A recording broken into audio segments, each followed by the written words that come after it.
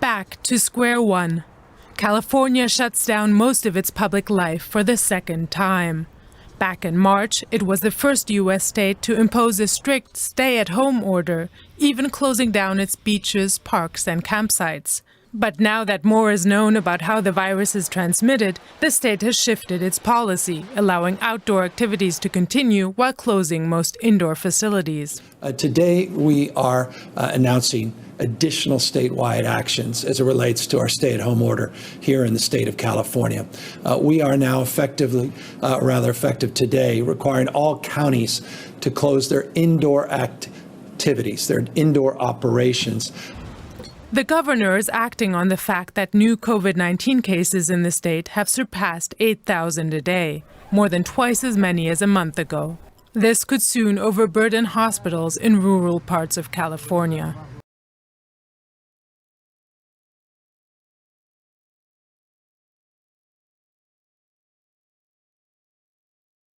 Celebrations for France's biggest national holiday, Bastille Day, which marks the storming of the famous prison in Paris.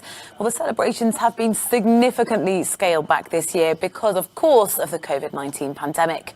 France is no longer in a state of emergency, but gatherings of more than 5,000 people are currently not allowed. This year's celebrations will still include a display by the French military, including the Army and Air Force, but the annual parade down the Champs-Élysées has been cancelled.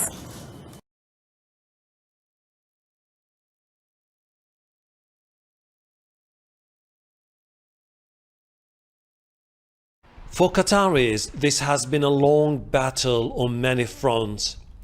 The International Court of Justice is to issue its verdict on a dispute over airspace rights. It began in June 2017 when Saudi Arabia, UAE, Bahrain and Egypt severed ties with Qatar and imposed a land, sea and air blockade. Qatar took the case to the UN, calling on the International Civil Aviation Authority to declare the blockade illegal. As part of the dispute, the blockading countries have barred Qatari aircraft from entering their airspace, which Qatar says violates the Convention on International Civil Aviation, referred to as the Chicago Convention.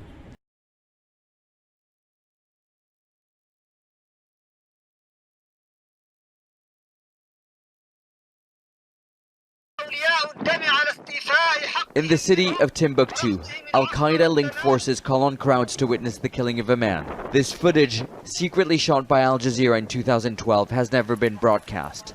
The man in a green turban is Ali Hassan, a former village veterinarian turned leading figure of the religious police during the occupation of northern Mali by an Al-Qaeda affiliate. This man was flogged for stealing food from a shop. This woman beaten without any explanation on the orders of Al-Hassan.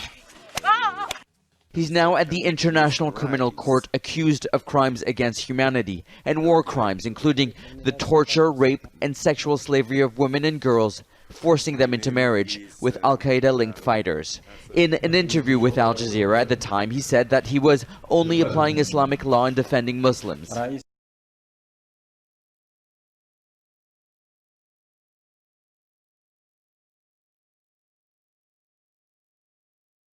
China has completely rejected the new U.S. position on the South China Sea.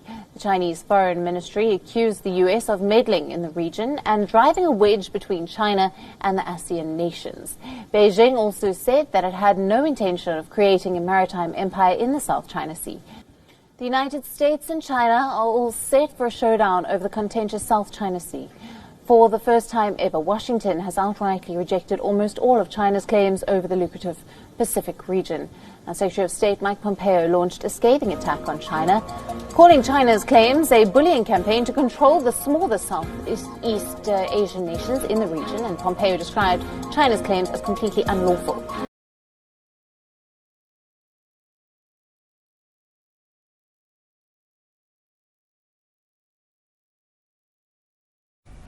As we head towards the peak of infections, it is vital that we do not burden our clinics and hospitals with alcohol-related injuries that could have been avoided. This is a fight to save every life, and we at the same time need to save every bed in our health facilities. We have therefore decided that in order to conserve hospital capacity, in order to make sure that there are sufficient and enough beds in our hospitals that are not taken by those who come in resulting from alcohol-induced trauma or injuries. We've now decided that the sale, the dispensing, and the distribution of alcohol will be suspended with immediate effect.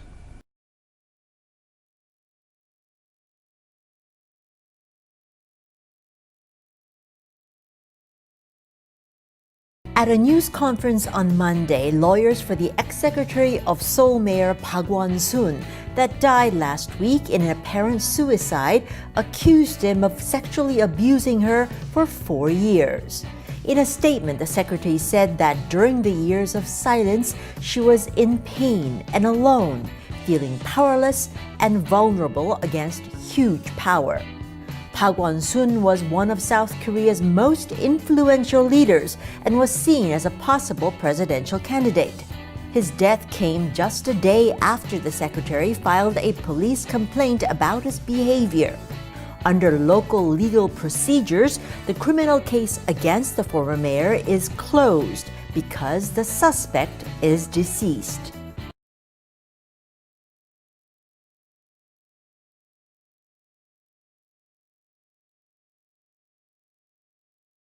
The U.S. military bases reported 30 new cases late Monday afternoon. So in total, we're seeing about 100 or so infected members of the U.S. military here in Japan, especially in Okinawa Prefecture, which is a very small part of Japan down south, but most U.S. service members are stationed there. Now, most bases are under a soft lockdown at the moment. Military members are not able to leave base unless they get the approval of a senior member.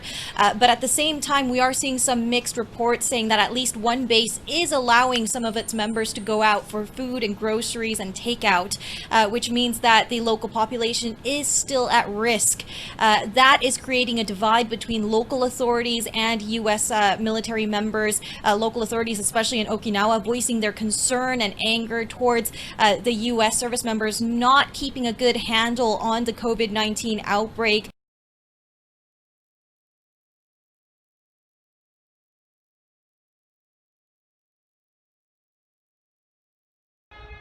Yemen's official COVID-19 numbers make it appear the nation has been spared the worst of the pandemic.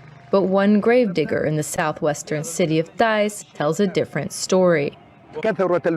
When there was a spike in deaths because of the coronavirus and other diseases, the workers were not able to keep up with the digging, the burial and finishing of the graves. The United Nations says the numbers are likely much higher than the nearly 1,500 infections and 500 deaths reported nationwide. Poor access to health care for remote communities and years of civil war have damaged infrastructure, making it harder to get a grip on the real numbers. And medical care is unaffordable for many.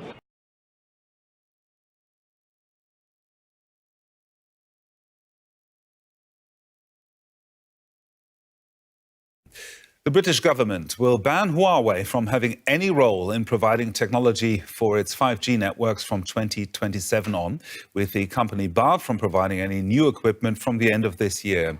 The UK previously gave the Chinese company the green light to operate, but following strong pressure from the Trump administration to ban Huawei completely, the government has made a dramatic U-turn, citing serious security concerns.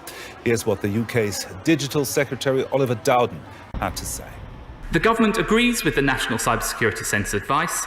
The best way to secure our networks is for operators to stop using new affected Huawei equipment to build the UK's future 5G networks. So to be clear, from the end of this year, telecoms operators must not buy any 5G equipment from Huawei. And once the telecom security bill is passed, it will be illegal for them to do so.